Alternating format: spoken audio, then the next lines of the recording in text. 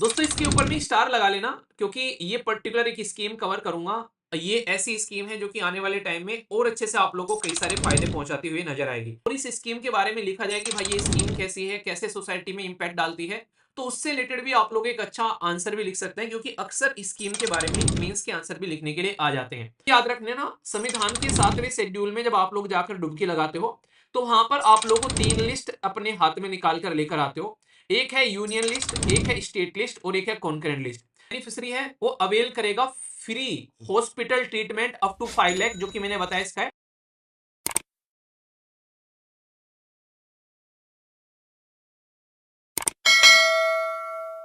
दोस्तों इसके ऊपर भी स्टार लगा लेना क्योंकि ये पर्टिकुलर एक स्कीम कवर करूंगा। ये ऐसी स्कीम है जो कि आने वाले टाइम में और अच्छे से आप लोगों को कई सारे फायदे पहुंचाती हुई नजर आएगी। ठीक है, तो यहां पर बात की जा रही है एक स्कीम के बारे में और ये जो स्कीम है इसको मैं इस तरीके से कवर करूंगा कि कल को इस स्कीम के ऊपर में प्रीलिम्स में क्वेश्चन पूछे या फिर मेंस में या फिर इंटरव्यू में आप लोगों से, तो यहाँ पर ये आप लोगों का परचेजिंग मैनेजर इंडेक्स तैयार हो जाएगा, पीएमआई। ठीक है ना, तो मतलब इस तरीके से कि हाँ कैसे कैसे आप लोग आंसर भी लिख सकते हैं, तो डिटेल में तसल्ली में डिस्कस करेंगे। और एक छोटी सी रिक्वेस्ट रहेगी अब आप लोगों से, क्योंकि पहले ये जो पर्टिकुलर सारा का सारा वीडियो बनाया जाता था, मतलब पीपीटी वगैरह तैयार की जाती थी, ये मैं अकेला किया करता था सारा काम।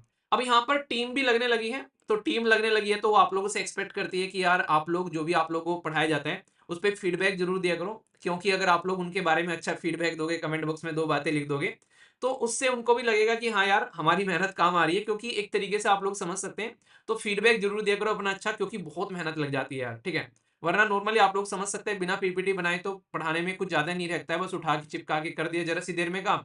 पर लेकिन जब आप लोग को पूरे नोट्स मिल रहे हैं, ये बिल्कुल एक्ट जो आप लोग का आर्टिकल है उसके नोट्स है प्रॉपर, आप लोग यहाँ पर देखोगे वो भी पूरे सिस्टमेटिक वे में कि क्या इंट्रोडक्शन है, क्या मेन बॉडी है, क्या पॉइंट्स हैं आप लोग के, मतलब पूरा तसल्ली में नहीं कहते उसको, जिससे आप लोग शानदार तरीके से लिख सकते हो। तो सोचो कितना टाइम लगता है इसके पीछे।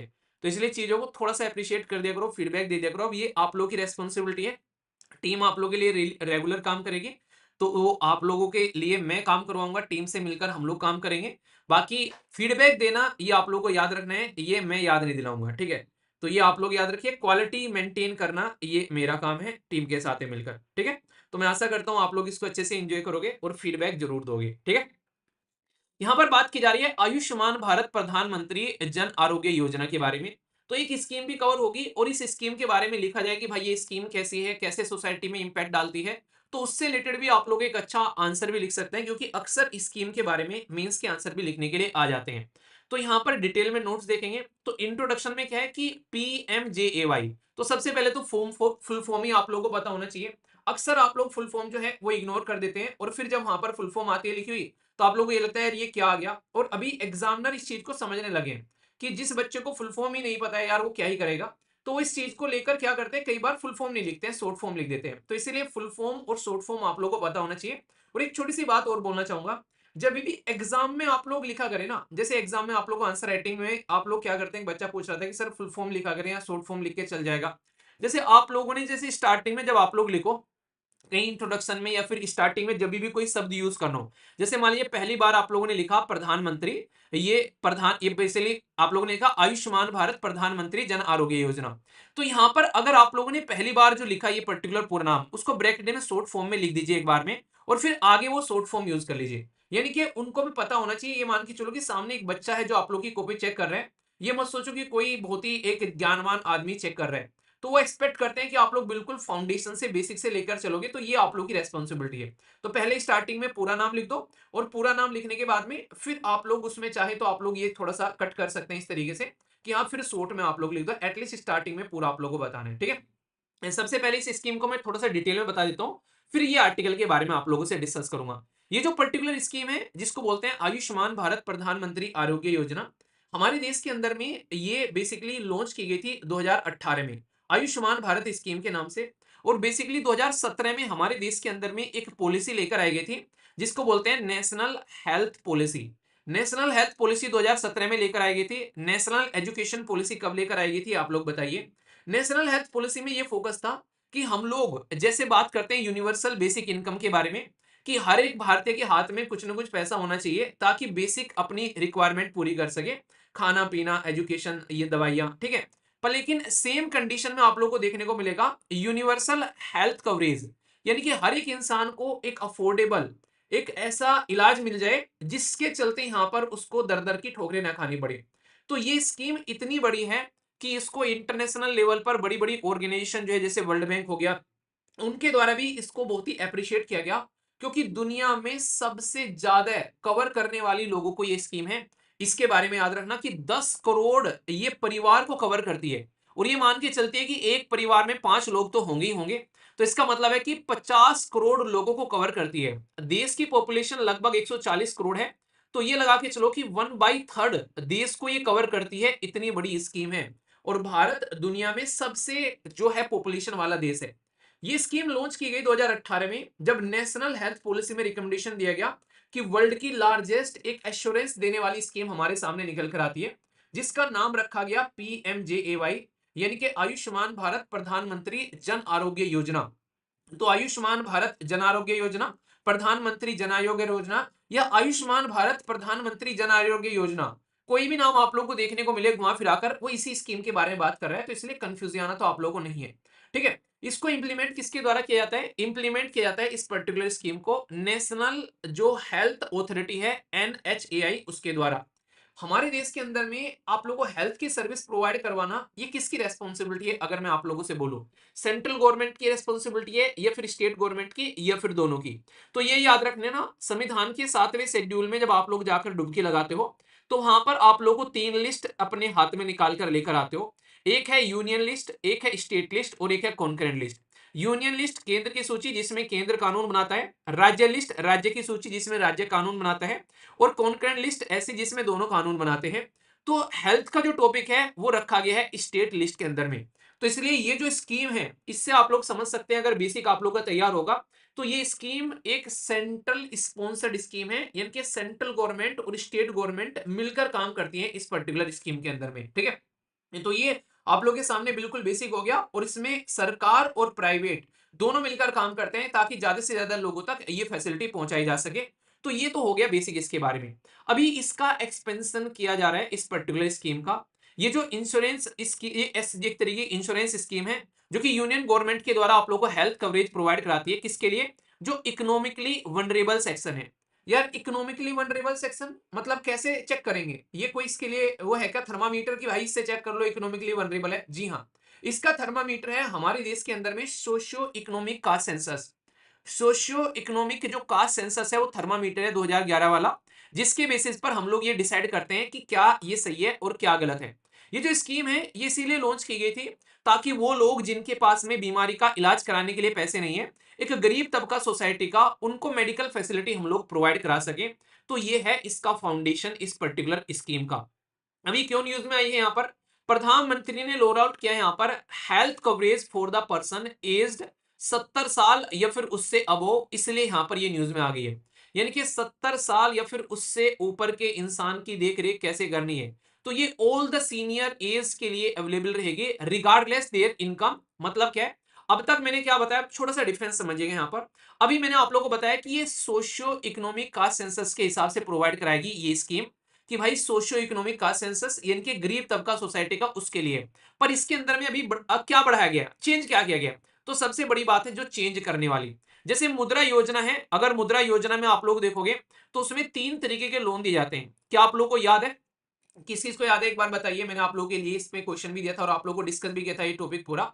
जो हमारे देश के अंदर में जो मुद्रा योजना है उसमें 3 तरीके के लोन दिए जाते हैं। ठीक है। तो मुद्रा योजना में जो 3 तरीके के लोन दिए जाते हैं, उन 3 तरीकों के लोन में, जिसको प्रधानमंत्री मुद्रा योजना आप लोग बोलते हैं, उनके तीनों के नाम रखे गए हैं। तो एक लोन उनमें से अभी चेंज किया गया था, ये मैंने आप लोगों से एक दिन डिस्कस भी किया था, तो शायद आप लोगों को याद होगा। चलो वो भी आप लोग की एक स्कीम और कवर हो जाएगी, उसको भी थोड़ा सा मैं बता देता हूँ और फिर इस पे आता हूँ। ये मैं क्यों बोल रहा हूँ अभी आप लोगों को समझा दूंगा। आप लोग की एक साथ 2 स्कीम हो जाएंगी।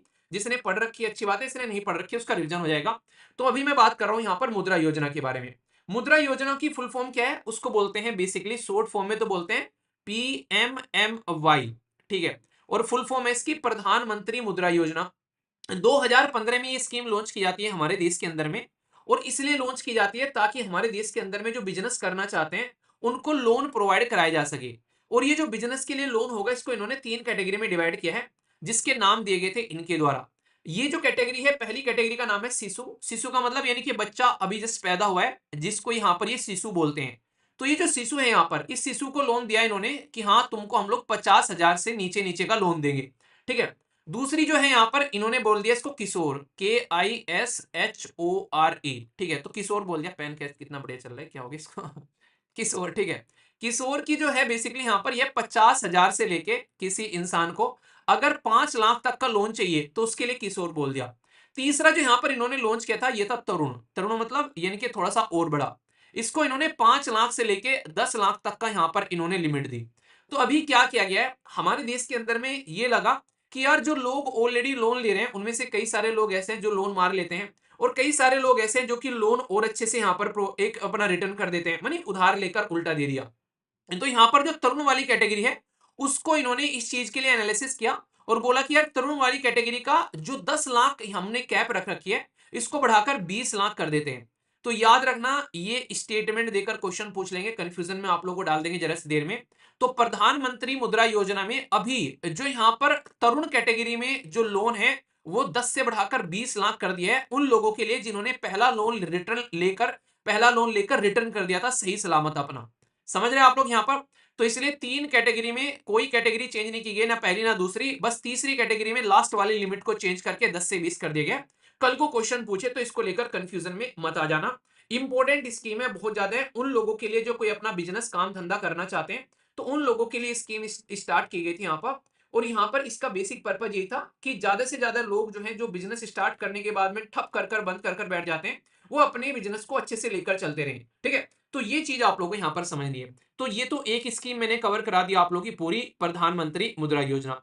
अब इसको मैंने क्यों समझा यहाँ पर, इसको मैंने इसलिए समझाया क्योंकि जिस तरीके से इस स्कीम के अंदर में चेंज किया गया सेम तरीके से इस स्कीम के अंदर भी चेंज किया गया। अब फिलहाल इस स्कीम के अंदर में क्या चेंज किया गया, इसमें यहाँ पर जो लोगों को कवर किया जा रहा था वो सोशियो इकोनॉमिक कास्ट सेंसस के बेस पर कवर कर रहे थे। पर लेकिन जो 70 साल से ऊपर का कोई इंसान है या 70 साल से ऊपर का कोई इंसान हो चुका है उसके लिए यहां पर इनकम का कोई क्राइटेरिया अब रहा ही नहीं है। तो नो इनकम बेस जो एलिजिबिलिटी रिस्ट्रिक्शन थी वो हटा दी गई है, यानी कि ऑल सिटीजन जिनकी एज 70 साल या फिर उससे ऊपर है उनको सबको कवर किया जाएगा। अब ये इसमें एक्सपेंशन किया गया है जो कि पहले उन लोगों के लिए नहीं थी जो कि ठीक ठाक परिवार से आते हैं, पर लेकिन अब भारत देश के सारे बुजुर्ग इस स्कीम के अंदर में आ चुके हैं। तो ये फायदा देखने को मिलेगा। 5 लाख रुपए पर परिवार को यहां पर दिए जाते थे, 5 लाख रुपए पर ईयर। तो इसमें यहां पर normally socio economic caste census का जो बाउंडेशन था वो सबके लिए नहीं हटा है, याद रखना 70 साल या फिर उससे ऊपर के लोगों के लिए हटा है। तो दो स्कीम में जो अभी चेंज किए गए हैं तो ये दोनों रिसेंट के ही अभी चेंज है। तो इसलिए डायरेक्ट क्वेश्चन आप लोगों से पूछे जा सकते हैं, इसके लिए मैंने आप लोगों को दो स्कीम साथ में कवर करा दी, ठीक है। तो कभी भी टेस्ट अटेम्प्ट करो या फिर कोई याद करो तो ये जो लिमिट चेंज की गई है ये लिमिट अपने माइंड में एटलीस्ट आप लोग याद रखिएगा, ठीक है। आइए अब यहां पर बात करते हैं। बेसिकली यहां पर जो बेनिफिशियरी है वो अवेल करेगा free hospital treatment up to 5 lakh, जो कि मैंने बताया इसका है। तो इससे क्या होगा, एक शब्द यूज किया है, अगर आप लोग आंसर राइटिंग करोगे तो ये शब्द जरूर लिख लिया करो, इसको out of pocket medical expense बोलते हैं या फिर आउट ऑफ पॉकेट एक्सपेंडिचर बोलते हैं इसमें। अगर आप लोग ऐसे टर्म लिखोगे ना, जब एग्जामिनर आप लोग की कॉपी देख रहा होता है तो उसको पता रहता है कि यार ये टेक्निकल टर्म बच्चा समझता है कि नहीं समझता है। तो आप लोग अगर उनको यूज करोगे, खासकर जो स्कीम के होते हैं जो रेगुलर यूज किए जाते हैं, तो वो समझ जाएगा कि हाँ यार ये बंदा समझता है, ठीक है। तो इसलिए यहां पर इस तरीके के टर्म समझा करो जो कई बार तो मैं भी जिक्र कर देता हूं। इसी में बात करें तो यहां पर बात की जा रही है आयुष्मान व्यय वंदना कार्ड, ये प्रोवाइड कराया जा रहा है free health care access senior citizen के लिए। तो ये पर्टिकुलर कार्ड आप लोगों के सामने यहां पर देखने को मिलेगा। तो कोई पूछे कि आयुष्मान व्यय वंदना कार्ड क्या है यहां पर, तो यहां पर AVVC क्या है यहां पर, तो इसको लेकर कंफ्यूज मत हो जाना, इसके लिए आप लोग चीजों को याद रखिएगा, ठीक है। तो यहां तक समझ में आ गई सारी बातें, तो बिल्कुल बेसिक्स है। अभी जो न्यू हेल्थ सेक्टर इनिशिएटिव है हमारे देश के अंदर में, ये बेसिकली इसमें कुछ खर्च भी किया जाएगा। तो इसका टोटल मेडिकल एक्सपेंडिचर क्या है, ये है 12,850। और ये स्कीम के बारे में देखो हर एक एग्जाम का अलग अलग पैटर्न है। जैसे यूपीएससी क्या पूछेगी, इस स्कीम का एनालिसिस करवा लेगी कि ये स्कीम लॉन्च की गई थी हमारे देश के अंदर में 18 में इसका सोसाइटी के ऊपर में क्या इंपैक्ट पड़ा है, किन लोगों को कवर किया है। अभी मान लीजिए आप लोग एसएससी की तैयारी कर रहे हैं किसी दूसरे एग्जाम की, तो वहां पर क्या करेंगे, वो इसकी फैक्चुअल इन्फॉर्मेशन पूछ लेंगे कि इसकी फुल फॉर्म क्या है या क्या है। अगर आप लोग बैंकिंग की तैयारी कर रहे हैं, वो क्या करेंगे, वो यहाँ पर इसकी एक टर्मिनोलॉजी पूछ लेते हैं कि भाई साहब कितना पैसा खर्च किया जाना है, क्योंकि 6-6 महीने के करंट अफेयर कवर करते हैं। तो ये याद रखना कि कोई भी एग्जाम अगर आप लोग तैयार कर रहे हैं, तो ये जो लेक्चर है ये हर एक एग्जाम में फायदा पहुंचाएगा और साथ साथ में आप लोग की बुद्धि का विकास करेगा कि समाज में आप लोग के क्या है आसपास, उनके बारे में समझाएगा। तो इसलिए 12,850 रुपए यहाँ पर वेरियस हेल्थ इंफ्रास्ट्रक्चर में भी खर्च किए जाएंगे। एडिशनल यहाँ पर इसके अंदर में प्रोजेक्ट जो है, इसमें न्यू हेल्थ सेंटर बनाए जाएंगे आप लोगों के लिए, और सर्विस ड्रोन का इस्तेमाल भी किया जाएगा आप लोगों तक चीजें पहुंचाने के लिए। हेलीकॉप्टर सर्विस रहेगी एम्स के लिए, ये बहुत इंपॉर्टेंट है खासकर उन लोगों के लिए जहां पर दिक्कतें होने लगती है। तो एम्स बहुत बड़ा रोल प्ले करने वाला है इसमें, ठीक है। तो इनोग्रेशन किया जा रहा है यहाँ पर कई सारे मेडिकल और नर्सिंग कॉलेज का अक्रॉस द सेवरल स्टेट, ताकि और अच्छे लेवल पर हेल्थ को हम लोग अच्छे लेवल पर लेकर चल सके। हमारा देश एक ऐसा देश है जहां पर हेल्थ और एजुकेशन पर सबसे कम खर्चा किया जाता है, जिसकी वजह से हम लोग सबसे पीछे आप लोगों एक तरीके से आज के दिन में पड़े हुए नजर आएंगे। पर फिलहाल के टाइम पर बहुत सारे डेवलपमेंट हुए, इसमें से एक बड़ा डेवलपमेंट है प्रमोशन ऑफ आयुर्वेदा। आयुर्वेदा जिसके ऊपर लोग ट्रस्ट नहीं करते थे, अब लोगों ने इसको भी हाथों हाथ लेना स्टार्ट कर दिया है, तो ये पॉजिटिव चीज देखने को मिली है। इवन आयुर्वेदा डे सेलिब्रेट किया जा रहा है ग्लोबली। बताइए किस दिन हम लोग आयुर्वेदा डे सेलिब्रेट करते हैं। तो प्राइम मिनिस्टर मोदी जी के द्वारा इंटरनेशनल एक्सेप्टेंस दिखाई आयुर्वेदा को लेकर, वरना यूरोपियन कंट्री क्या करी थी, हम लोगों ने एक ऐसा प्रोडक्ट खरीदा है जिसको आप लोग पी लोगे तो बॉडी का दर्द दूर हो जाएगा। हमने पूछा पता नहीं यार कौन सी दवाई का एक्सपेरिमेंट कर लिया। हमने कहा बताओ भाई क्या बना दिया ऐसा तुमने जो हमको नहीं पता। कह रहे ये देखो पीला पीला सा प्रोडक्ट है, ये पीला पीला प्रोडक्ट क्या है, ये क्या हल्दी है। मैंने कहा चप्पलें इतनी लगेंगी बदतमीज इंसान, हल्दी हमको बताना है, हमारे घर में शायद ही कोई सब्जी ऐसी होगी इसमें हल्दी का इस्तेमाल नहीं करते हम लोग। ये कह रहे हैं हमने उसको खोज दिया है। तो ये ऐसी हरकतें कर रहे हैं। तो इसलिए हम लोगों ने क्या किया, डिजिटलाइज फॉर्म में इन प्रोडक्ट को एक तरीके से अपडेट करना स्टार्ट कर दिया, ताकि अपना एक्सपेरिमेंट करने से पहले जान सके कि हमारे देश के अंदर में हजारों साल से हम लोग यूज कर रहे हैं, ठीक है। तो इनका वही काम हो रहा है। वो नहीं कहते पुराने जमाने में चले जाता है, कौन सी मूवी का सीन है वो, कहते हैं मेरा आविष्कार, वो कहते हैं मेरी कार, तो उस पर लड़ने लगते हैं। वन टू या फंटूस करे कोई मूवी है वो बैक एंड चले जाते हैं, दीवार में एंट्री मारकर पुराने जमाने में चले जाते हैं। तो ये भी बात हो रहा है, ये इनका वही काम हो रहा है, ये हम पता नहीं कब से यूज कर रहे हैं, ये कह रहे हैं हमारा आविष्कार, हम कह रहे हैं ये हमारी कार, ठीक है। तो ये कंडीशन आप लोग समझ सकते हैं। अभी मुद्दा क्या है, सेकंड फेज यहाँ पर all India institute of Ayurveda हमारे देश के अंदर में इनोग्रेट किया जा रहा है, ताकि इंटीग्रेट किया जा सके आयुर्वेदा को हमारी मेन स्ट्रीम हेल्थ केयर के साथ में, और इसके ऊपर भी एटलीस्ट लोग ट्रस्ट करने लगे। वरना आप लोग आज की डेट में चाहे होम्योपैथी हो चाहे आप लोग एलोपैथी हो, इनके ऊपर तो आप लोग इस्तेमाल पूरा विश्वास करते हैं, पर खुद के आयुर्वेदा पे इस्तेमाल नहीं करते। तो इसको भी यहाँ पर यूज करने की कोशिश की जा रही है, वो भी साइंटिफिक स्टडी के साथ में, क्योंकि नॉर्मली लोग इसके ऊपर में साइंटिफिक स्टडी नहीं दे पाते हैं, तो वो दिक्कतें निकल कर आती है, ठीक है। क्रिटिसिज्म होता है नॉन पार्टिसिपेशन बाय द कई सारे स्टेट। देखो मैंने आप लोगों को बताया था राज्य और सेंट्रल गवर्नमेंट में सबसे बड़ी दिक्कत यही है, ये लड़ते हैं इस चीज को लेकर कि स्कीम इंप्लीमेंट करनी है कि नहीं करनी है। तो इसको लेकर प्राइम मिनिस्टर मोदी जी ने भी क्रिटिसाइज किया कि दिल्ली वेस्ट बंगाल गवर्नमेंट ये कई सारे ऐसे हैं जो इसको इंप्लीमेंट नहीं करते हैं, तो इसकी वजह से उन लोगों को फायदा नहीं मिल पाता है, पब्लिक वेलफेयर के बारे में चीजें नहीं बोल पाती है, ठीक है। ये आप लोग पॉइंट जो है यहाँ से इग्नोर कर सकते हैं, ये प्राइम मिनिस्टर ने बोला। पर लेकिन इसको जब आप लोग को एग्जाम में लिखना है तो कैसे लिखेंगे, ऐसे लिखना है कि क्रिटिसिज्म होता है इस स्कीम का कि स्टेट जो है वो सपोर्टिव रोल प्रोवाइड नहीं करा पाते हैं जब स्कीम को इंप्लीमेंट करना है। यानी कि एग्जाम में कभी भी ये मत लिखिएगा प्राइम मिनिस्टर ने एक तरीके से क्रिटिसाइज किया है, तो ये पॉलिटिकली मोटिवेटेड कोई भी कमेंट आप लोगों को नहीं लिखना है। तो जो आप लोगों को पढ़ाया जा रहा है, ये न्यूज़पेपर जो होता है वो आप लोग के एग्जाम के लिए नहीं तैयार किया जाता है, वो कॉमन जनता के लिए तैयार किया जाता है ताकि जनता समझ सके। तो एग्जाम में आप लोग को न्यूट्रल रहना है, किसी भी पॉलिटिकल पार्टी के आप लोग बेसिकली वो हनुमान हो, जैसे नहीं राम जी के भक्त होते हैं हनुमान, तो किसी भी पॉलिटिकल पार्टी के आप लोग हनुमान जी हो, तो आप लोगों को यहाँ पर अपनी वो अंदर की फीलिंग को दबा कर रखना है, और यहाँ पर न्यूट्रल स्टैंड में आप लोगों को चीजें लिखनी है। सजेशन में जाओ तो फिर वहां पर फीडबैक में कि हाँ ये चीजें हैं कि सेंटर स्टेट को मिलकर काम करना चाहिए, तो ये चीजें आप लोगों को ध्यान रखनी है लिखते टाइम, ठीक है। तो ऑफिसर बनना है तो ये सीखना पड़ेगा ठीक है, चतुराई से काम करना पड़ेगा। अब अगर हेल्थ केयर सिस्टम को इंप्रूव करना है तो सबसे आसान तरीका क्या है, ये है भाई साहब टेक्नोलॉजी। तो यूटिलाइज करना टेक्नोलॉजी का हेल्थ केयर सिस्टम में सबसे ज्यादा जरूरी है। तो हमारे देश के अंदर में ये ऑलरेडी एक बहुत बड़ा सिस्टम है जिसको बोलते हैं ई संजीवनी, और यूपीएससी ने स्टेटमेंट देकर क्वेश्चन पूछा था ई संजीवनी के बारे में। ये एक टेलीमेडिसिन सर्विस है, पुराने क्वेश्चन पेपर उठा के देख लेना, चक्षु खुल जाएंगे कि ये क्या है ई संजीवनी। तो समझ सकते हैं आप लोग यहाँ पर, जिससे 30 करोड़ कंसल्टेशन आप लोगों को ऑनलाइन मिल जाते हैं। गवर्नमेंट भी एम्फेसाइज कर रही है कि हेल्थ जो है टेक्नोलॉजी ड्रिवन बनाया जा सके, टेक्नोलॉजी का इस्तेमाल कर कर। सोच के देखो, ये बिल्कुल ऐसा ही है। आप लोग ये लेक्चर देख रहे हो आज की डेट में बैठकर देश के अलग अलग कोने से।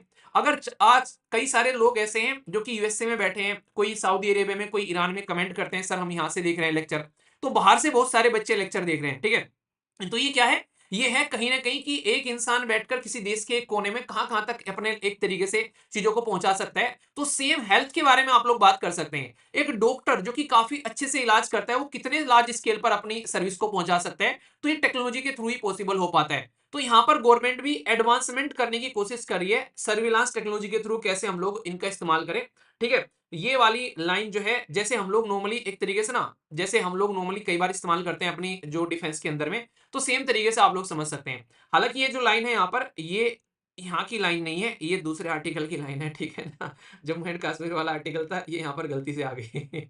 अभी एक दुर्घटना घटी है जम्मू एंड कश्मीर के अंदर में, तो वहां पर उसके चलते यहाँ पर भी इशू देखने को मिला।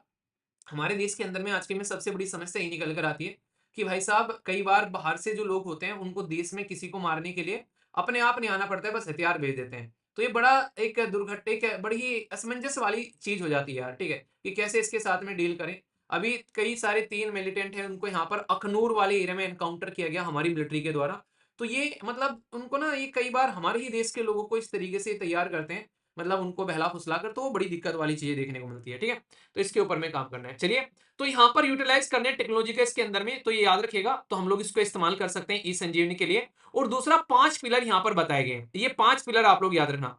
एक तो प्रिवेंटिव हेल्थ केयर होनी चाहिए, मैंने आप लोगों को हमेशा बताया prevention is better than cure, यानी कि कभी भी जिंदगी में बीमार होने से बचना है। जैसे भी मौसम चेंज हो रहा है, सर्दी स्टार्ट हो रही है लगभग, ठीक है, तो आप लोग क्या करना चाहिए, पहले से अपने आप को तैयार कर लेना चाहिए। दूसरा, early detection of the disease के बारे में बात की जा रही है। तीसरा, अफोर्डेबल एंड फ्री ट्रीटमेंट और मेडिसिन के बारे में बात की जा रही है। ये अफोर्डेबल और फ्री ट्रीटमेंट मेडिसिन, ये बहुत ही इंपॉर्टेंट हो जाता है, इसमें वही प्रोवाइड कराया जा रहा है इस स्कीम के अंदर में, ठीक है। डॉक्टर अवेलेबल होने चाहिए यहाँ पर स्मॉलर टाउन में, वरना एम्स से पढ़ने के बाद में, इतनी सस्ती एजुकेशन लेने के बाद में भाई उनको अच्छी अच्छी सिटीज में जाकर रहना है, तो ये सबसे बड़ी समस्या है। टेक्नोलॉजी का एडवांसमेंट करना है हेल्थ केयर सर्विसेज में, तो ये बहुत ज्यादा जरूरी है। तो ये चीजें भी आप लोग यहाँ पर समझ सकते हैं, तो बहुत ही इंपॉर्टेंट है, जो कि आप लोग यहाँ पर ध्यान में रख के चलनी है। तो यहाँ पर ये 5 पिलर बेसिकली बताए गए हैं, अगर हेल्थ को आप लोग को लेकर चलना है, तो अगर आप लोग इन 5 पिलर को लिख देंगे, इवन ये 5 पिलर तो आप लोग ना मतलब कई जगह इस्तेमाल कर सकते हैं। ये छोटी छोटी चीज होती है, आप लोग जब लिखना स्टार्ट करोगे ना, बहुत सारी चीजें आप लोगों को लगेगी यार ये तो वहां पर भी इस्तेमाल हो सकता है। तो इन चीजों को समझने की कोशिश किया करो, ठीक है।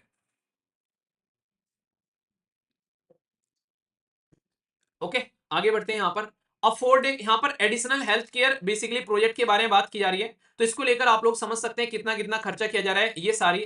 इसी के साथ में यहाँ पर बात की जा रही है हमारे देश के अंदर में आयुर्वेदा डे के बारे में, और इसी के साथ में धन्वंतरी जयंती के बारे में। तो इसको लेकर भी यहाँ पर बेसिकली बात की गई कि इंफ्रास्ट्रक्चर डेवलप करेंगे। अब इंपॉर्टेंट की प्रोजेक्ट क्या है, यहाँ पर सेंटर ऑफ एक्सीलेंस की बात की जा रही है, यानी कि आयुष के बारे में अगर बात करें तो सेंटर ऑफ एक्सीलेंस यहाँ पर अभी 4 नए सेंटर ऑफ एक्सीलेंस डेडिकेटेड आप लोगों को देखने को मिलेंगे, जिसका एक तरीके से और इंपैक्ट पड़ेगा हेल्थ केयर के ऊपर में।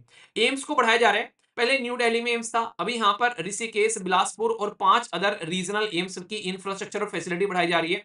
पहले ये था कि भाई एम्स एक ही है, ले देकर यहाँ पर मेडिकल और नर्सिंग कॉलेज स्टेब्लिश किए जा रहे हैं, यहाँ पर आप लोगों को देखने को मिलेगा 21 क्रिटिकल केयर ब्लॉक्स बनाए जा रहे हैं। तो ये बहुत लार्ज स्केल पर यहाँ पर चीजें बढ़ाई जा रही है, ठीक है। तो ये चीज समझिएगा। तो ये हो गया पूरा का पूरा बॉडी वाला पार्ट। अगर वे फॉरवर्ड में लिखना, इंप्रूव करेगा हेल्थ केयर की एक्सेसिबिलिटी, ठीक है, स्कीम से ज्यादा लोगों तक पहुंचेगी ये चीजें हमारी कोलैबोरेट करके। स्ट्रेंथ करेगा मेडिकल इंफ्रास्ट्रक्चर, जी हाँ बिल्कुल शानदार तरीके से यहाँ पर, ठीक है। और इसी के साथ में टेलीमेडिसिन और टेक्नोलॉजी का इस्तेमाल करके, जैसे ई संजीवनी हो गई, और अच्छे लेवल पर हम लोग काम कर पाएंगे। इसी के साथ में आयुर्वेदा और ट्रेडिशनल मेडिसिन को भी हम लोग लेकर चल सकते हैं। तो मतलब कहने का क्या है कि क्या क्या लिख दिया, टेक्नोलॉजी का इस्तेमाल कर सकते हैं, हेल्थ केयर को यहाँ पर एक्सेसिबल, अफोर्डेबल और इफेक्टिव बना सकते हैं पूरे देश के अंदर में। तो ये चीजें आप लोग यहाँ पर याद रखिएगा। तो मैंने आप लोगों को यहाँ पर इस पर्टिकुलर टॉपिक के अंदर में पूरा का पूरा एक पर्टिकुलर स्कीम तो आप लोगों को पढ़ाई है, साथ साथ में दूसरी स्कीम भी कवर करा दी है, तीसरा यहाँ पर उसका पूरा फाउंडेशन बता दिया है। तो अब इसको लेकर कोई डाउट है तो बताइए, नहीं तो फिर मैं आगे चलता हूं, ठीक है। बेसिक भी है और इंपॉर्टेंट भी है, ये याद रख लेना, ठीक है। एक और छोटी सी बात, जिस किसी को भी एडमिशन लेना है यूपीएससी की क्लासेस में या फिर स्टेट पीसीएस की क्लासेस में, तो आप लोग ध्यान रखना, इसमें आप लोग फिलहाल एक कूपन कोड इस्तेमाल कर लेना SLV20, ठीक है। और ये कूपन कोड जो है 31 अक्टूबर तक है, तो इसको आप लोग, जिसको लग रहा था कि हाँ थोड़ा सा कुछ अफोर्डेबिलिटी होनी चाहिए, उसके अंदर भी ऑलरेडी इतने सस्ते कोर्स हैं जिसकी कुछ हद नहीं है, उसके अंदर भी मतलब अलग ही लेवल पर चीजें देखने को मिलती है। अभी एक बच्चे के द्वारा क्या किया गया, मतलब ये तो कुछ ज्यादा नहीं हो जाता है, मतलब एक बच्चे ने पता नहीं कहाँ कहाँ से कैसे कैसे जुगाड़ फेलकर, और ये अभी इस तरह की हरकतें जब करते हो ना, ये सारी हरकतें आप लोगों को देखने को मिलेगा, इसका खामियाजा भुगतना पड़ जाता है, ठीक है। मतलब ये अगर कोई फैसिलिटी दी गई है तो उसका इस्तेमाल कर लिया करो अच्छे से, बदतमीजी मत किया करो। मतलब कुछ भी क्या ही बोलूं, बताने का मन नहीं कर रहा है, छोड़ो, आप लोग भी ये कहोगे कैसे कितना गिर जाता है इंसान। चलिए, ठीक है, तो आप लोग जो भी हैं अच्छे से देखो, जो ऑफिसर बनेगा ना, जिसको ऑफिसर बनना होगा, वो कभी ये सारी हरकतें करेगा ही नहीं। जिसको नहीं बनना है वो पता नहीं क्या गंदी गंदी हरकतें करते रहते हैं यार। तो आप लोग अपनी पढ़ाई पर फोकस करिए अच्छे से। जिस किसी को यहाँ पर क्लासेस ज्वाइन करनी है और जो ज्वाइन कर चुका है वो ऑलरेडी दूसरों को बताइए, ताकि पता चले कि इस तरीके से क्लासेस इतने अफोर्डेबल और इस क्वालिटी के साथ में आप लोगों को प्रोवाइड कराई जा रही है, ठीक है। चलिए फिर आगे बढ़ते हैं।